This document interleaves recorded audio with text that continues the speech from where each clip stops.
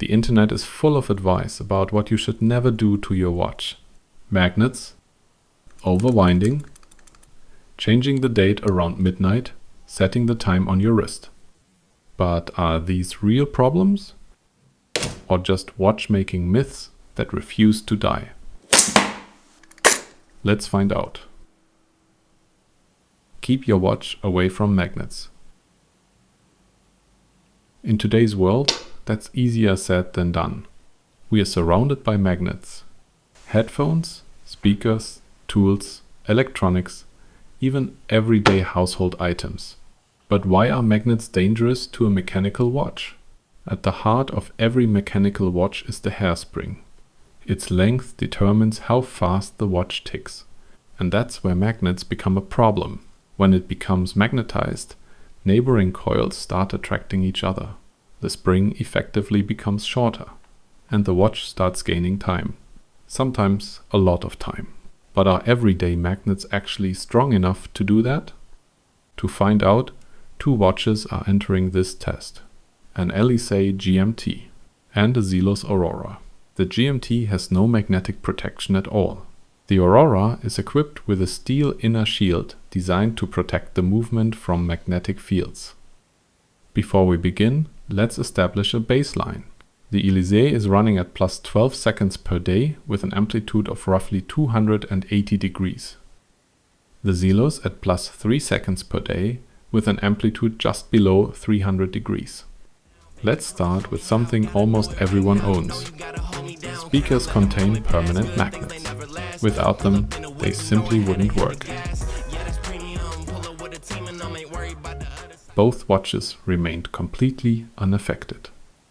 Let's turn up the volume.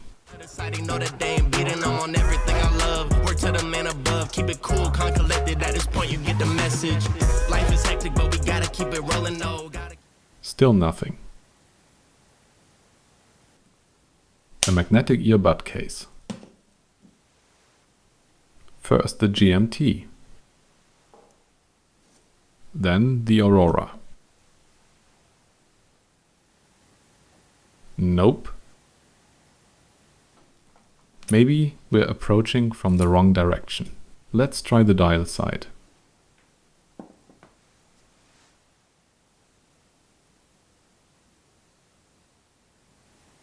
Nothing changed. A refrigerator magnet. The GMT stops immediately. From the side, the effect is weaker, but placed directly on top. The movement stops once again. The Aurora, on the other hand, seems completely unaffected, no matter which direction the magnet approaches from.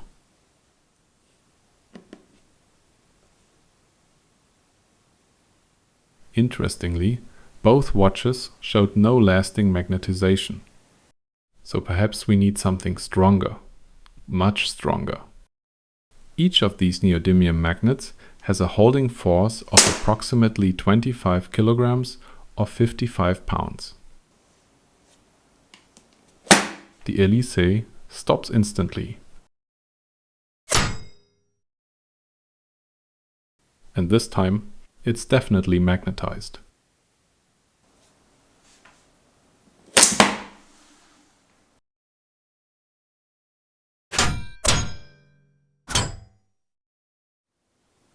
The Zelos doesn't seem impressed, although a slight magnetization can still be detected afterwards.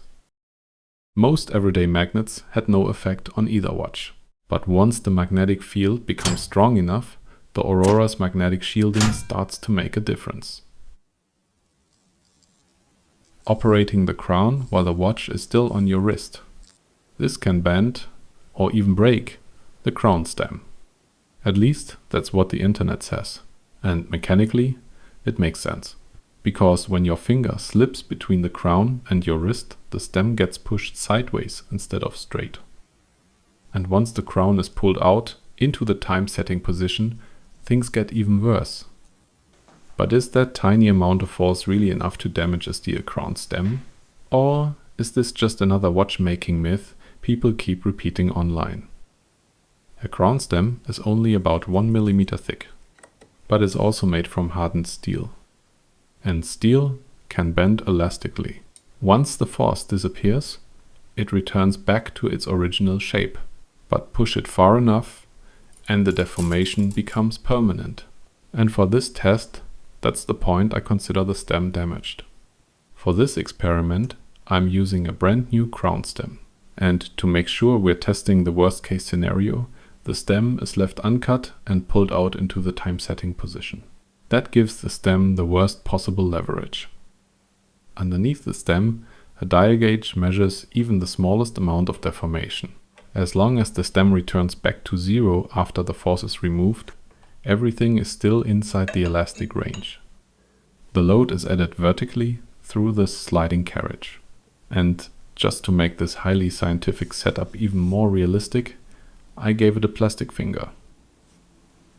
The carriage itself weighs 241 grams, about half a pound. Under that load, the stem deflects by roughly 1 mm. As soon as the weight is removed, the stem returns perfectly back to zero. No permanent deformation. Let's increase the load a little. These steel plates weigh 150 grams each, about a third of a pound. Let's add 5 of them. 2.5 millimeters. Everything is still fine. Plate number 6.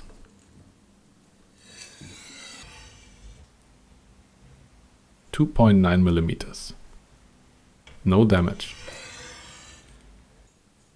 Plate number 7.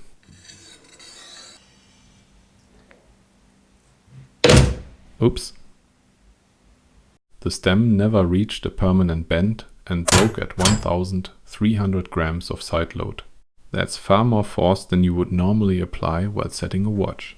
So while you're probably not going to break a healthy stem this way, taking the watch off first is still the better habit.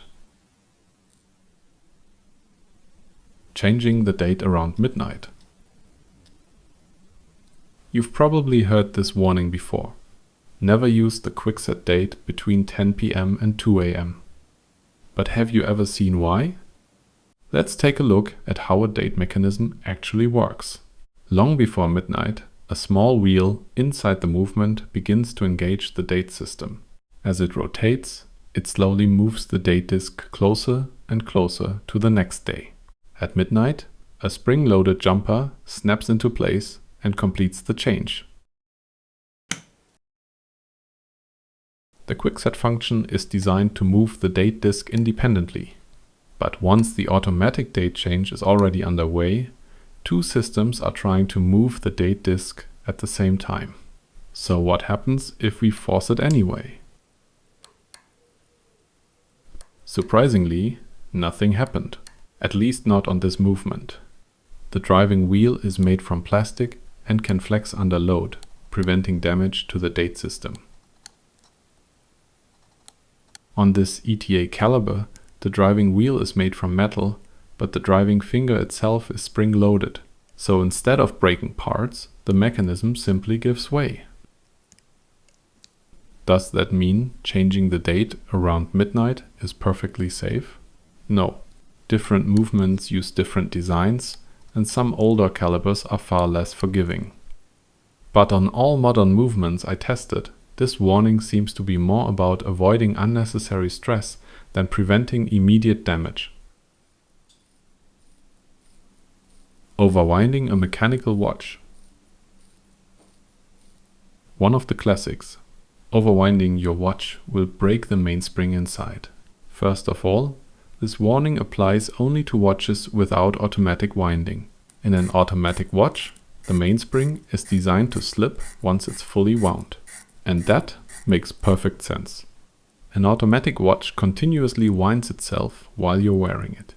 Without that feature, all automatic watches would destroy their own mainspring within a day or two. Hand-wound watches are different. Once the spring is fully wound, the crown becomes almost impossible to turn.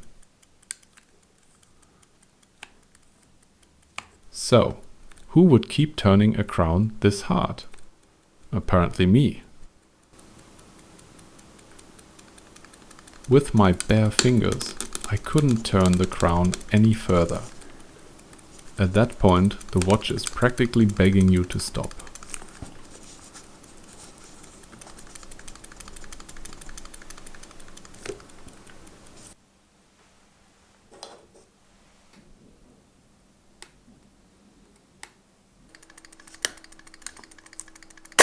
The amount of force required to damage the mainspring is far beyond what anyone would normally apply while winding a watch.